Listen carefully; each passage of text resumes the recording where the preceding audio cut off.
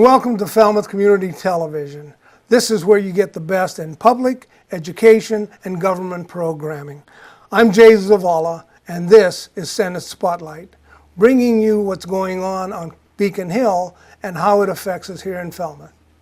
Today, I have Senator deMacedo, Vinny deMacedo from the Plymouth and Barnstable County, our representative, our state senator, who's here with us to talk about what's going on Beacon Hill. Vinny, it's been a while. Jay, it's been about a year, right? It has been a year. Just about a year's time. Cool. A lot has been going on Beacon Hill. Yeah, we had a busy year this year. A lot happened in a lot of different areas. Well, then you were there. And I was there, and you know, as you can imagine, tumultuous year in a lot of things. We had a Senate president, and then the Senate president left, and then we had an interim Senate president, and now we have a new Senate president. So we've had 3 Senate presidents in a matter of a year. So it's been a little hectic. And and I say you've been a busy man because I checked the Senate roll call vote.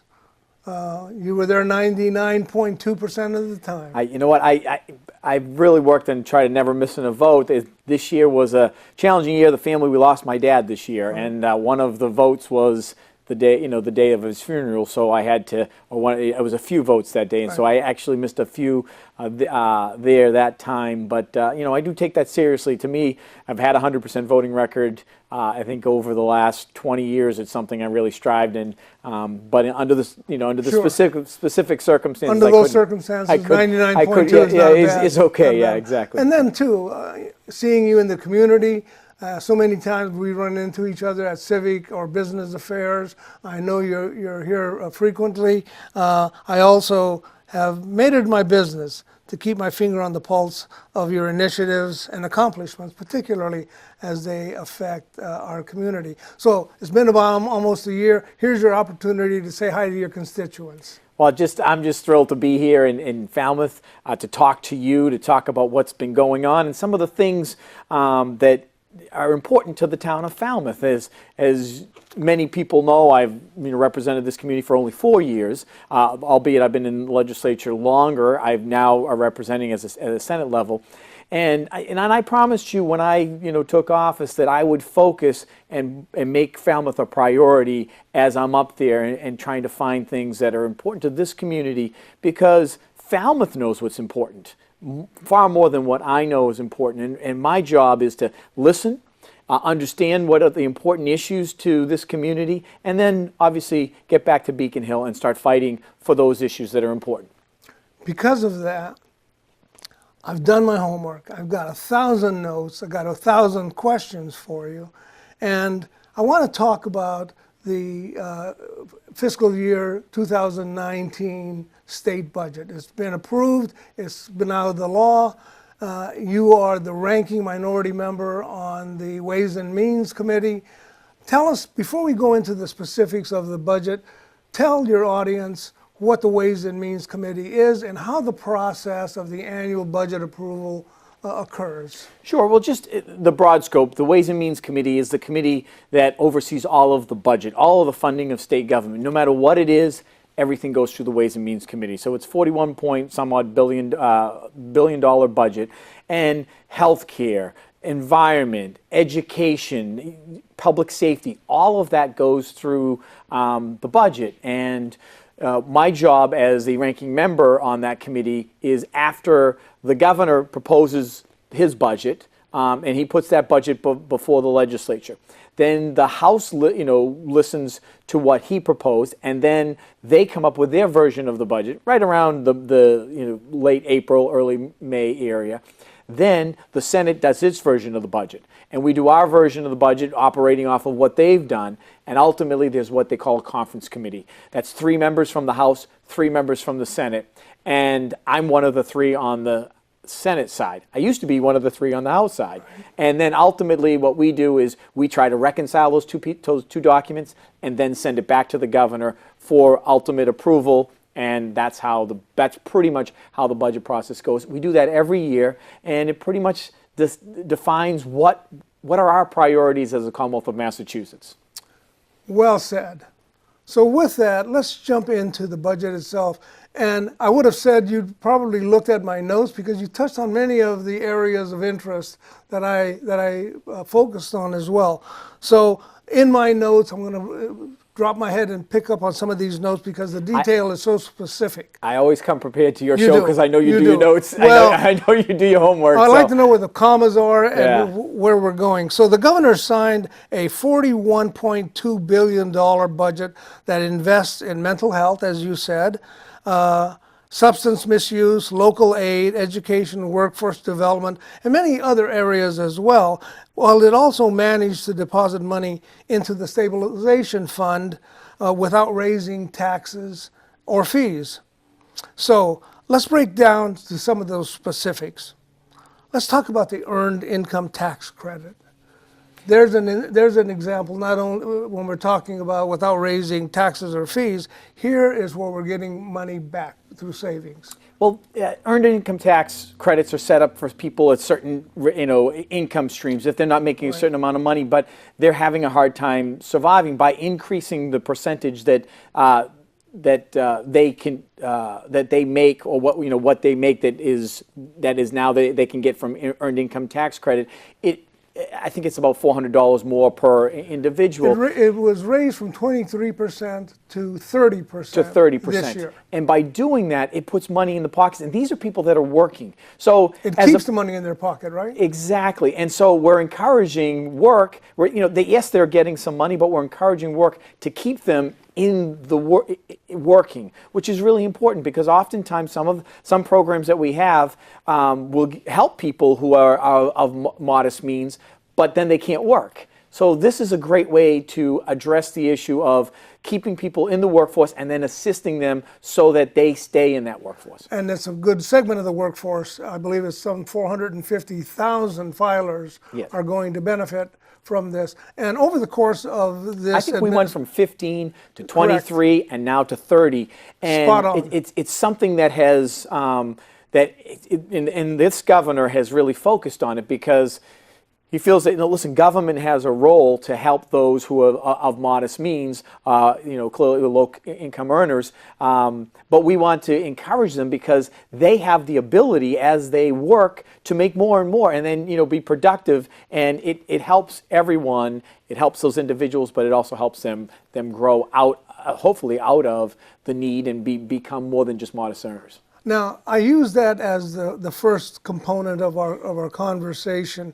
Because as you described the process, did this percentage factor begin with the governor's proposal to the House and ultimately? Okay, it didn't come from the legislature. It was the governor's proposal. The governor has felt that this to be a priority. He proposed it initially. We've adopted it. It was a conversation that's happened in the legislature before. But in anything you do, these cost money. But I always say this about budgets are basically a definition of what our priorities are as a legislature. And there's all kinds of different ways you can spend it.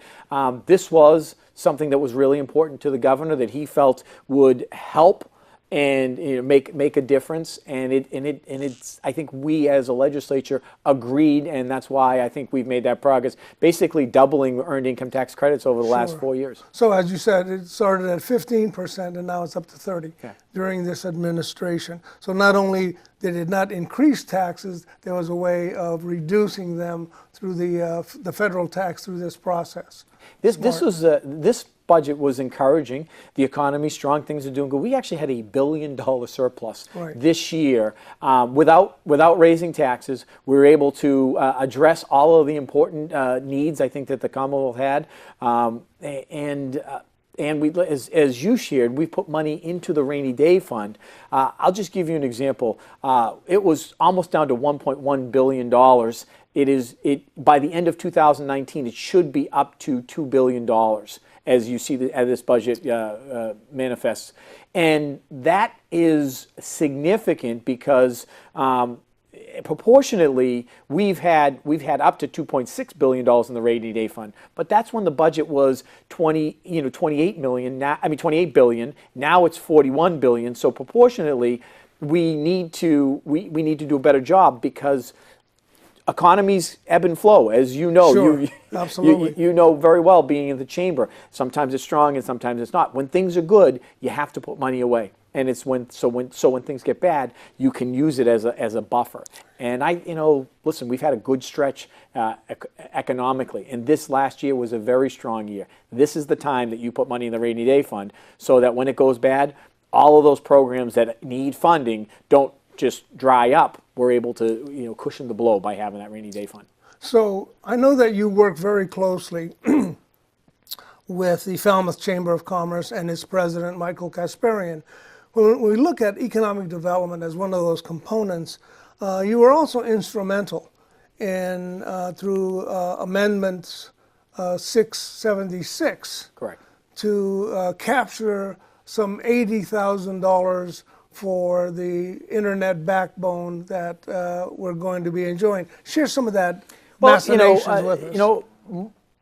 Again, in a conversation, we're like, what's important to Falmouth and its economic development? How can we see it grow? And of course, Main Street, Falmouth is incredibly important. And one of the areas was being able to tap into basically they call it the last mile for CapeNet, and access that internet provide a service there, and you don't have a lot of options here on the Cape, and that was going to cost $150,000. What I tried to do is, how can we as a state assist the town of Falmouth? I was able to get $80,000 in the budget that helped the EDIC. Leverage, right? Leverage those resources so that all of those businesses on Main Street could tap into CapeNet. And so that'll allow the businesses of Main Street, particularly those that have credit card and debit card processing to manage, it is going to make them able to do it much faster. Yes. and safer. And that's particularly during the tourism season. Correct. We benefit. This is one of the most beautiful downtown areas in all of the Commonwealth of Massachusetts. People come. It's quaint. It's beautiful. And for businesses, it's in that window of time where you have high volume, it's really important to be able to process those sales and move them quickly, because we are a tourist. We are a tourist destination. We ebb and flow. It's not the same in downtown Falmouth in our business district in December. So the current internet is going to be improved, be modernized, and work more effectively for all of us. Correct. Thank you for that. And even on a smaller scale, your focus in Falmouth was interesting as we look at historic preservation.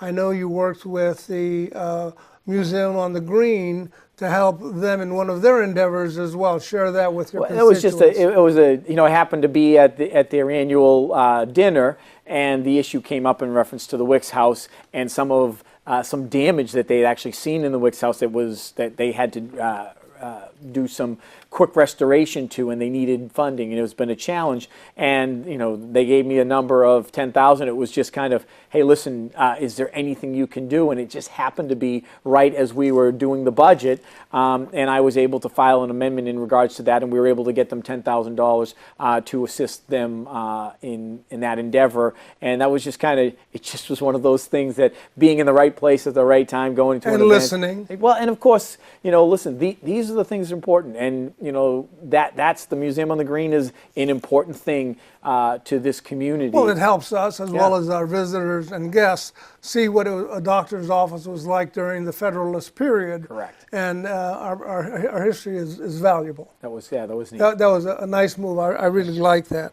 Let's talk a little bit about education.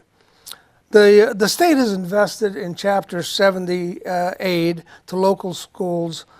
It'll reach an all-time high of $4.91 billion, an increase of $160.6 million over FY18, and $507 million since the administration took office. So, Senator, the administration's priority has always been trying to empower local communities. It's through the area of that they've done, the community partnerships that they've done. They're trying to give them the resources. Both the governor and the lieutenant governor were both selectmen. in their respective communities, and they understood that what's important. Chapter 70 is one of the most important tools. Education is the most important thing that we can do to help help society as far as educating that next generation. And so as we increase local aid, and that's specific to education, we're helping communities help themselves. It's one of the biggest drivers of costs for local communities, and so that's been a priority. I think $500 million over those last 3.5 years shows a significant commitment, yes, right. to education. Right, absolutely. And as a product of public education, I know myself my parents came, I was the youngest of 7 children. We didn't have much. We immigrated to this country. Being able to, and I was a Silver Lake kid back in the day, back in Kingston, that public education enabled me to set the stage to then eventually go on to college and really put me in a much better position than I otherwise wouldn't if I didn't have the education. Education is, in my judgment, well, not just my judgment, education is a driving component of our economy. As my brother, who's a professor at UMass Boston, says, it is the great equalizer. If you have an education, you can do anything. There is no limit for you. Even as the administration and the Senate and the legislature works to make opportunities available, we're also turning to those that are less fortunate. In the subject of substance misuse, the FY19 budget continues the administration's focus on addressing opioid addiction and substance misuse, funding $203 million across municipal agencies, that's not including mass health, for treatment and services for individuals with substance use disorder, and approximately 70% increase since 2015. The budget will also continue to support women's addiction treatment services and programs. We talked about this last year. And this is, if you look at it, huge crisis, as we know. The opiate crisis is by no means over. But I have to tell you, Massachusetts, when you look at it, has served as a national model in regards to what are we doing that's working. And I say that because if you look at a map of the entire nation and you look at opiate deaths, opiate overdoses, it's skyrocketing all throughout the nation. There are a few pockets in the entire nation that are actually starting to go down. And one of them is Massachusetts. Starting to go down on deaths, starting to go down on overdoses. And it's because we've tried to give tools. It's the prescription monitoring that has really helped quite a bit to address who's getting access to opiates. It's getting more treatment facilities and beds in place.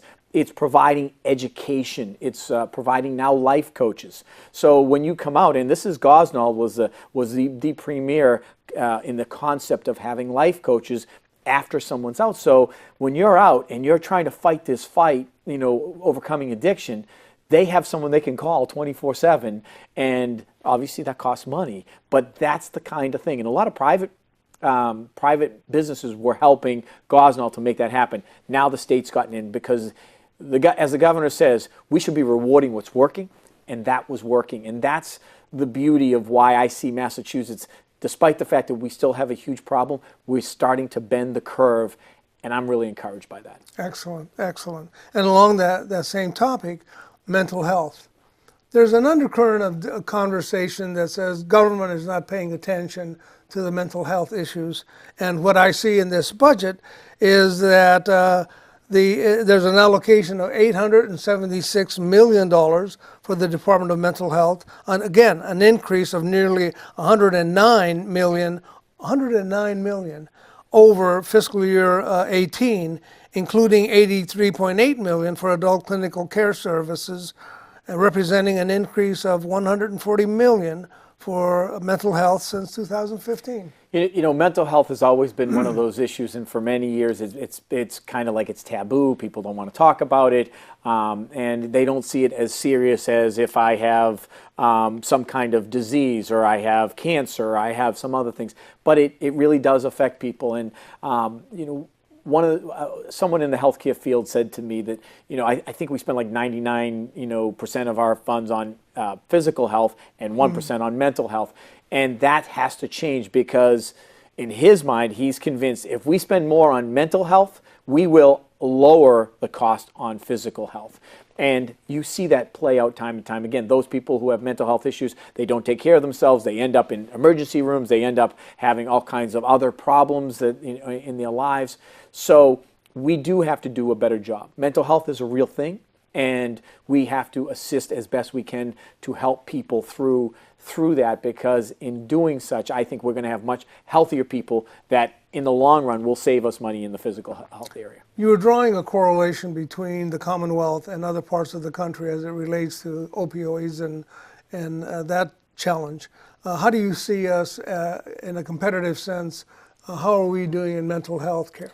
I think, again, we lead the nation in that area. We have, in the area of healthcare, Massachusetts leads the nation anyway. We have, the greatest hospitals in the area. I mean, look at the quality of hospitals we have right here at Falmouth Hospital. Cape Cod Hospital. We have, Beth Israel Deaconess, we have Mass General Hospital. We have the greatest hospitals right here, and it's because we've always invested heavily in health care. It's expensive, but it is the best health care. And so we get that, and we are, I think, on the cutting edge of this issue.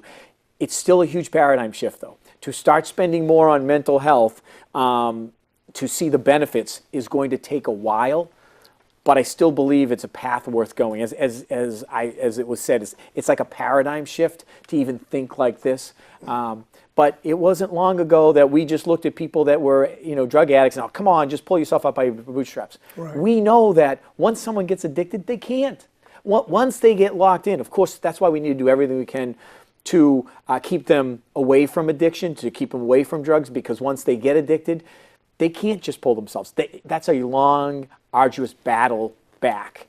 And that was something that we've learned. When we learned the science of addiction and we understood what happens to your brain chemistry once you become addicted to a substance, it kind of changed the way people perceived those who become addicted. And it's the getting rid of the stigma. Sure. And I think that they were no longer seen as willful. Exactly. And I think it's important.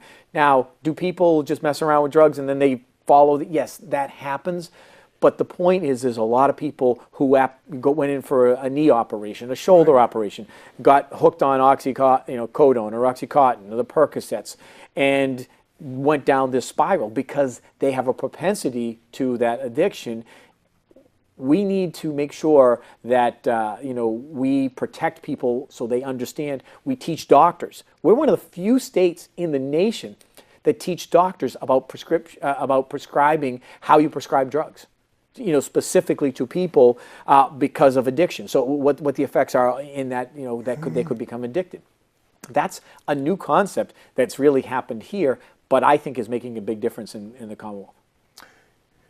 You talked about Cape Cod the hospitals. Yes. Different locations. I was looking for a segue because transportation is, how do we get to these different locations, right? But transportation itself as a component of the budget has also caught my attention because of some of the challenges that we have here on the Cape. I see where $582.5 million have been allocated to MassDOT, the MBTA, and the regional transit authorities. When I saw the regional transit authorities, of course we have our own here on Cape Cod. What do you see happening here in the Upper Cape region, through in the areas that you govern? We actually put some more money into regional transit authorities this year, and we have actually a very good regional transit authority. We do. So the money is going to help ours, but it is also going to help those that have been struggling. But we're doing it in a way that we create incentive for them to follow models like we have here with Tom Kahir, who's really done it right, and to assist other communities to follow his model. So they will get extra money if they follow best practices, that we do here. Right. And so, that's an area that did cost some more money, but I think it will hopefully pay dividends. One of the biggest transportation issues is for me, being that I have both bridges in my district, both the Sagamore and the Bourne Bridge, is addressing those bridges to get to a place where we replace those bridges. They're 85 years old. The bridges are 85 years old. You think of the automobiles that were made to go over those bridges when they were designed. So probably back in 1927 Right. is when they were thinking about this. Now you look at the kind of traffic, the kind of stuff that we have going over there. We have got to have those bridges replaced. As you know, those are federal bridges. Army Corps of Engineers controls that. But it's going to take state cooperation because they may replace them, and I've been working with, as the entire delegation is, with Senator Markey's office to have a conversation. He actually brought the number 2 in command from the Army Corps of Engineers here, and to look at them and have this conversation. They're already doing studies. We have a lot of information. But it's going to take federal and state dollars to do that. And I will tell you this, the governor is very committed. If we can get the federal government to step up to the plate, the federal government to step up to the plate and replace the bridges, we will create all of the surrounding infrastructure necessary to make that happen. And to me, one of the biggest priorities that we can address on the Cape, because God forbid anything should ever happen to one of those bridges, it would be catastrophic. You know, Senator, I knew that if I brought the topic up, you'd stretch it out and give me a lot more meat than I expected. Thank you. Another area of interest, climate change. Yeah. You voted for the Clean Energy Bill, Senate Bill 2545, which helps prepare the state to deal with aspects of climate change. Some of those elements include increasing the percentage of renewable energy that must be purchased by retail electric providers. Another aspect is lifting the cap on solar net metering, and there's the statewide energy storage goals. Talk to us about that. Well, the storage goals are, one of the biggest challenges in renewable energy is that it's great when the sun's shining, but then when the sun goes down, what do you do with that?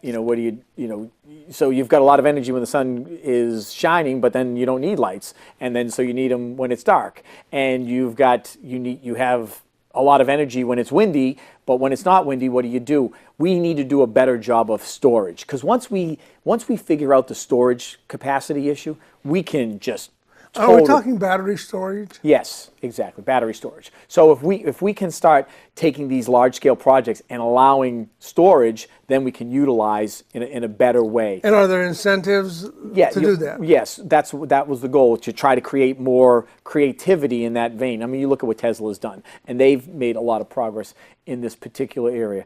In regards to renewable energy, you look at the deep offshore wind projects that we have now. Now, when Cape Wind was initially proposed, very controversial, but it was 22 cents a kilowatt hour to do those projects. It was incredibly expensive when we're competing with oil and gas that was 7.9 cents a kilowatt hour, 10 cents a kilowatt hour.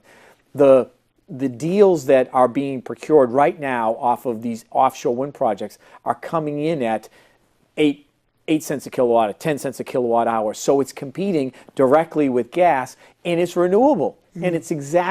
And I think it's because of the long term that we've done, that we've realized that tapping into these deep shore wind projects makes sense. And so I think it's encouraging. And of course the solar, as you talked about, the net metering, that enables more projects to come online, because Isn't that part of the SMART program? Excuse me? Isn't that part of the SMART program? I'm trying to remember the acronym for net metering. I'm not sure, so I don't want to speak specifically to that, but I do know that the net metering enables us to, because the electric companies have to allow a certain amount in, and they net meter, and so if you produce here, you get paid back there and whatnot, and so it enables us to have more solar projects, which you're starting to see pop up everywhere, which wasn't there, because wind is good in some areas and it's appropriate, but it has, as you know, it has its issues, and so that's why deep shore wind is so important. Solar has less impact on individual areas, and that's so we can do renewable while having less impact. Right. So this is one of those areas where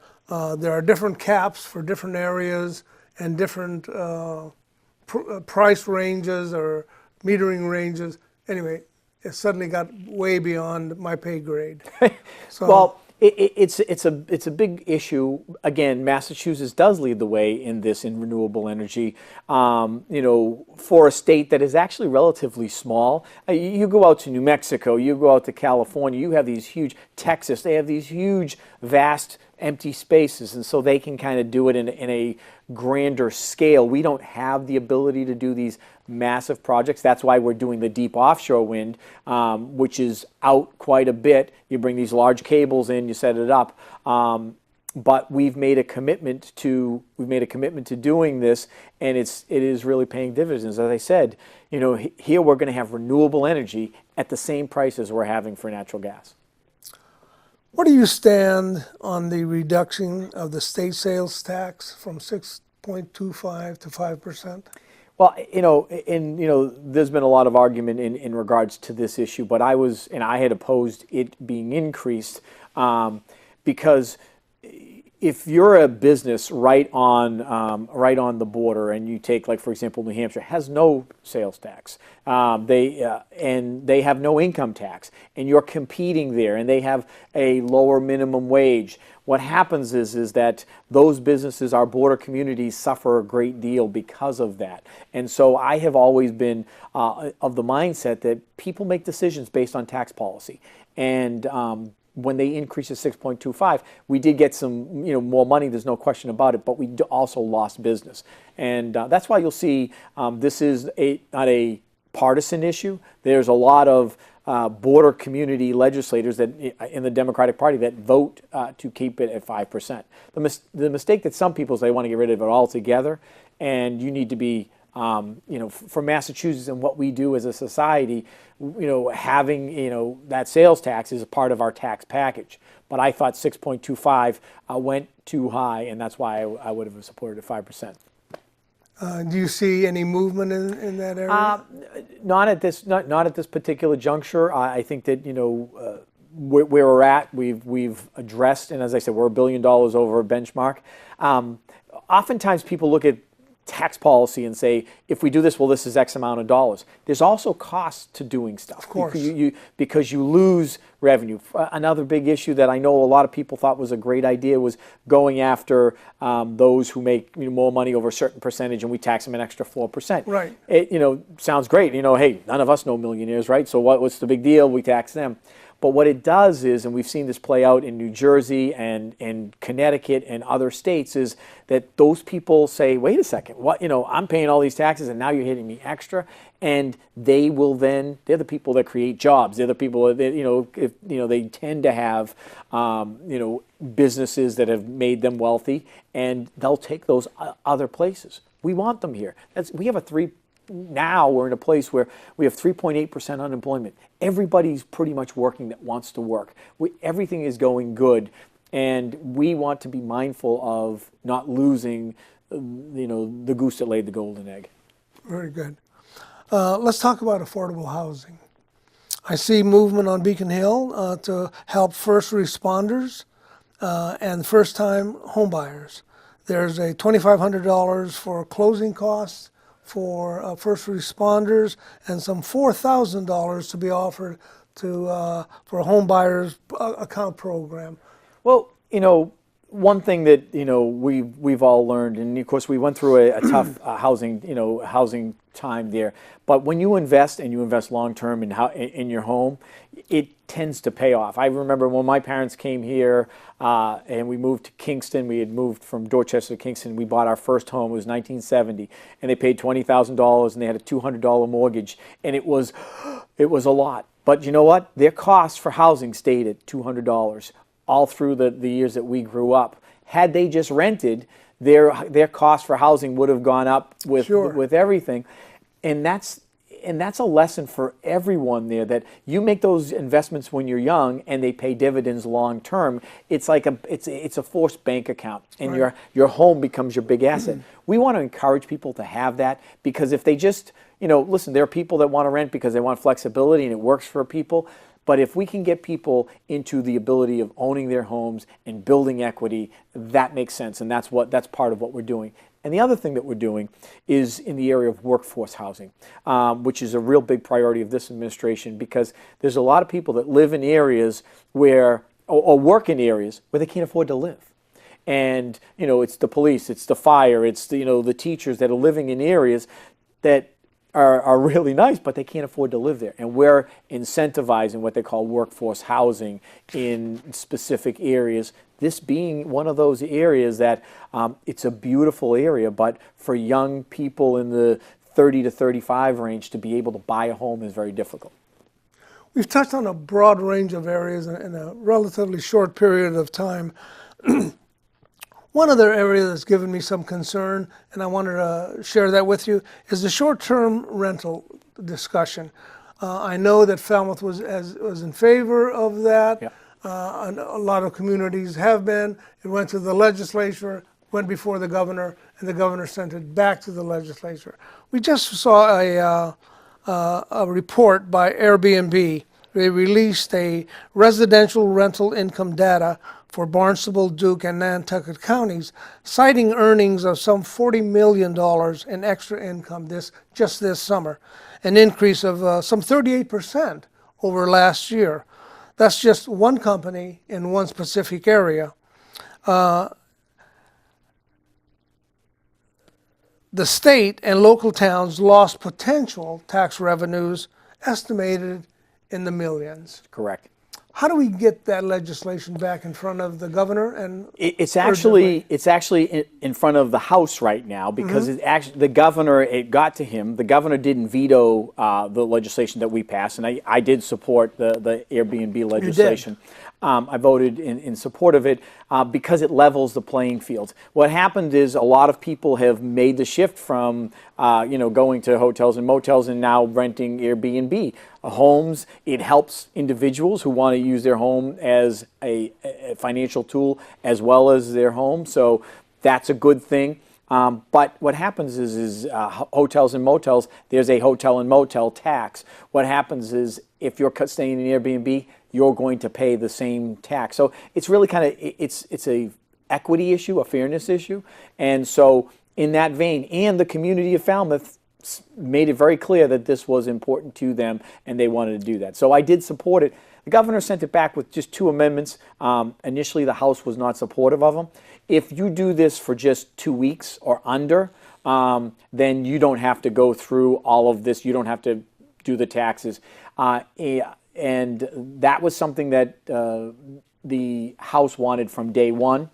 I know in the Senate we're okay with that amendment, but it has to be approved at the House first. Second one is there's a registry. Now, everyone that does Airbnb, they're now on a master list that was publicly disclosed. And a lot of people feel like this is their home and they're uncomfortable, even though they're making a little bit of money from it. Generally, it's just a side income. It's not a business. It's not a, it's not like I invested in this property just to do a rental property. It's actually my home, and I happen to rent it out, during the Falmouth Road Race or, for a couple of weeks in the summertime when I go away.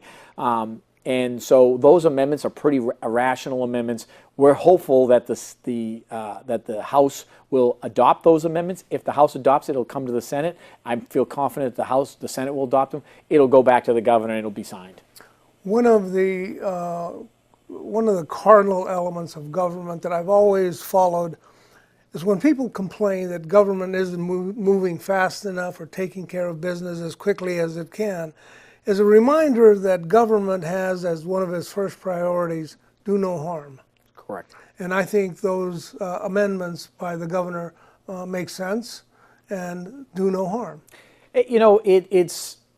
Generally, if they wanted to, the legislature has the ability to override the governor if they'd chosen. But these were done in that bill wasn't decided till the last, basically, 2 days of session. So, of course, now it puts the administration in a more, giving the administration a little more influence. The governor could have just vetoed it all together and just said, no, and they couldn't have overridden it. But he tried to take a rational approach because he did feel like it was a fairness issue. And also what this does, which is actually unique, is it addresses one of the biggest challenges for Cape Cod, and that's our wastewater issues. And how do we have the funding necessary to address the 208 plan that really that we as an entire Cape Cod have issues with.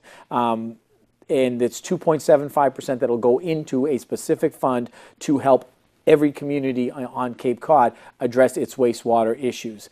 And that is going to be a game changer for the Cape. Another issue that was not for me, who used to represent the town of Plymouth, wasn't as big because we're on a sole source aquifer in Plymouth. It was a big issue here on the Cape. And I worked with my colleagues, both Republicans and Democrats, to fashion this amendment that really is going to be a huge game changer for Cape Cod long term.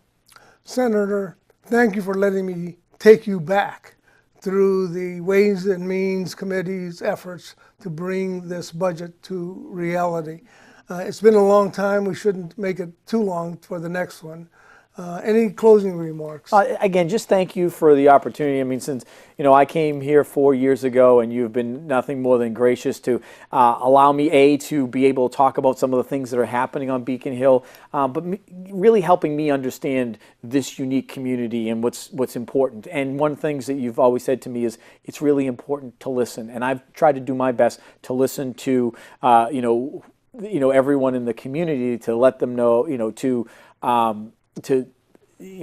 get a better understanding of what they believe is important, so that I can then go up to Beacon Hill and fight on their behalf. So thank you for that. Thank you for your time, your commitment to our community, and your energy. And a final thank you to Deb Rogers, the Executive Director of Falmouth Community Television, for her leadership.